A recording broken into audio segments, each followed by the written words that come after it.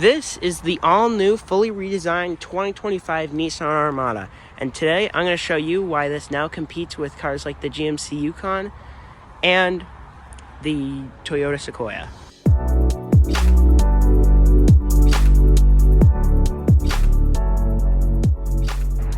This is the fully redesigned one for 2025. It is also the SL trim, so it's a mid-level trim. It is the luxury package, so it has a few more luxury aspects. I do think that it's nice and big, spacious. It has some really good features that I'm going to show you here, and I think it does look really good here on the outside. Here up in the front, you do have these ginormous split LED headlights that look amazing. You have a big blacked out grille with your Nissan badge here in white.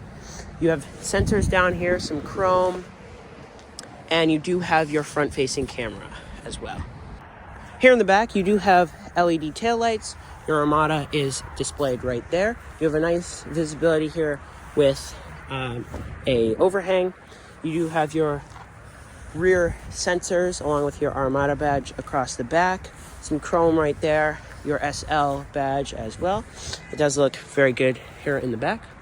You do have these pretty nice looking 20-inch wheels with black accenting along with Nissan's intelligent four-wheel drive.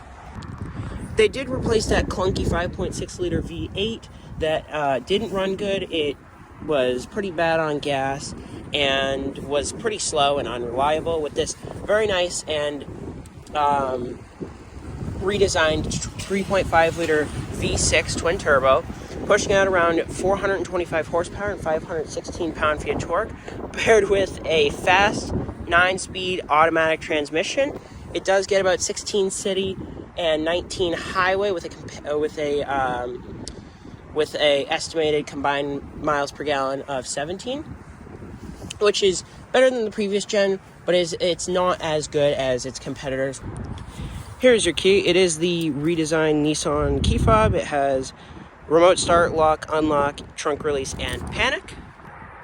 You do also have manual mirrors with blind spot monitoring and keyless entry. Press here to lock, press again to unlock. Here on the inside, you do have a nice blent-in door handle with chrome on it. You have your memory seats along with full power seat and lumbar control, full power windows, child door locks, power mirrors, and power door locks. You also have a little storage space right there.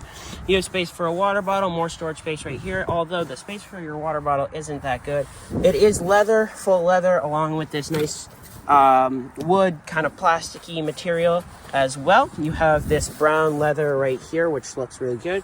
You do also have the crisp 12 speaker sound system. I don't know if I said that correctly. These are also full leather heated seats with this brown accenting and the white stitching that look amazing. These seats do a good job at wrapping you in. They're very comfortable. The leather is real. You have a wireless charging pad, some power outlets right here. You can close this up for some minimalization.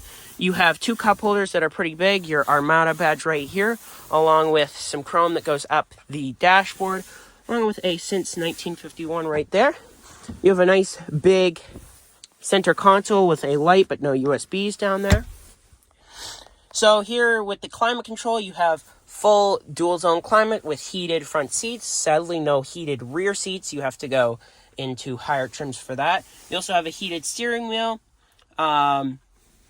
You have a full 360-degree camera, and I like the amount of physical buttons, but you have a nice 12.3-inch display.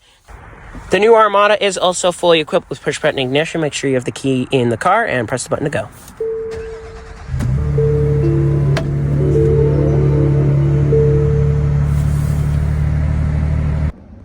You do, along with that fully digital dash, you have the 360-degree camera.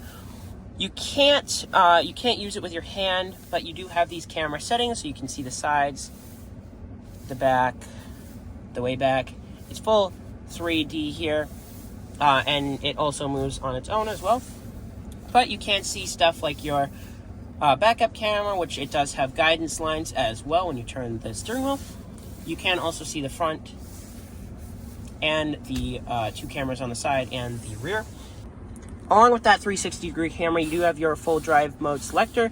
You have your regular, your eco, your race mode, trailer mode, rocky terrain.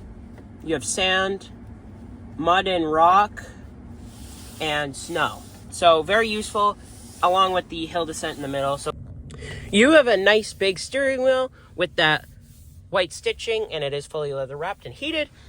You also have paddle shifters, your Nissan logo here in white. It is redesigned. You have your cruise control and your volume controls over here, along with your media controls and your phone controls over here. It is fully digital. Here on the screen, you have your home. You have 3 preset slides. You can slide it like so. It's very responsive, very good. You have Apple CarPlay, Android Auto, along with your navigation right there in the first slide.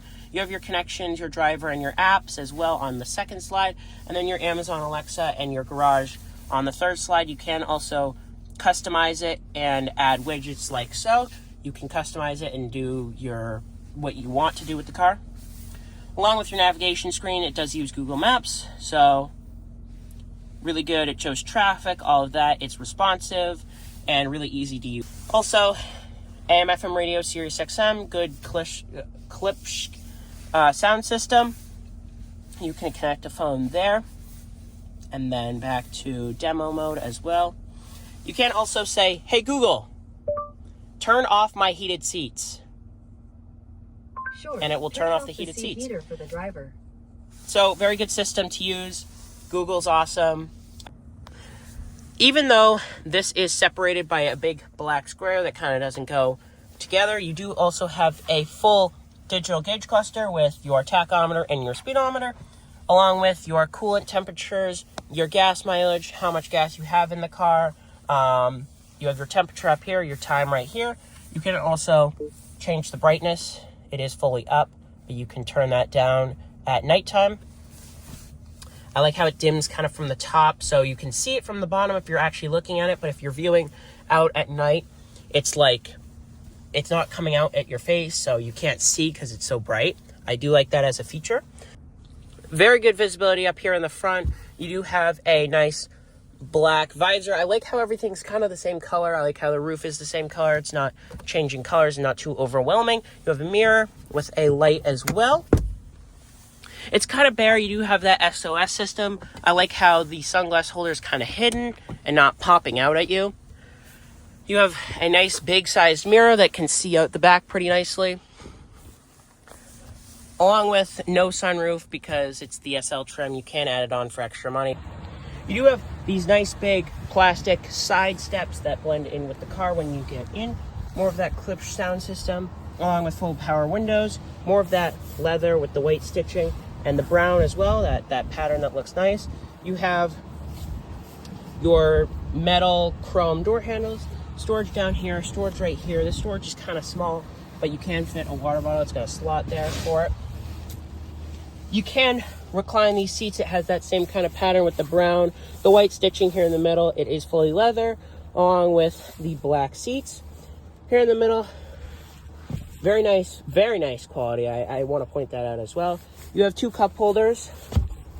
This can recline, this can fold flat. It is also a third seat. These both fold flat as well, and they do recline pretty far back. But with my preferred driving seat here in the front, for being a giant SUV, I don't have the #1 best room back here, if I'm going to be completely honest. You do have a small pocket right here, and the reclining is really good. But if I wanted to give my third row passengers some space, I would have to bring this middle seat up really far, and my knees are touching now. Here in the middle, you have this nice system that blends in as well. It is fully digital.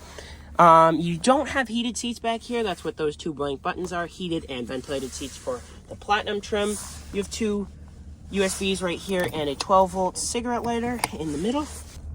You have a grab handle here, a hook here, overhead vent, and a auto dimming light. It is kind of small, but it's nice. Getting in the third row is relatively easy. You just pull this tab, and the seats kind of fold forward like so. You have tethers right here. You do also have more tethers down in the seats, some lower latch anchors. The third row does fold flat, and so does the second row as well. You just pull this tab to pull the seats back. We do have a nice headrest here and more of that two-tone, but I don't even fit back here. But you do have a sound system, overhead vents, a handle right there, 2 cup holders, a USB, 2 USBs actually, and you can power fold these seats back. Oh, there we go. I moved the seat back a little bit. You can recline these seats as well, so that's nice. And you can't move them back though, sadly, so that sucks. I would say, wish it had a lot more room, especially for being as big as it is. And I also have no headroom as well, so that's a takeaway. But if you have smaller kids, it's not that big of a deal. With all said and done, would you take this over a Yukon or a Sequoia? Let me know down in the comments. I think it's nice. It has room up in the front and the second row, but in the third row it does get pretty cramped. It has lots of nice features and aspects. They did drop that clunky old V8 and replaced it with a fast, reliable, nimble V6.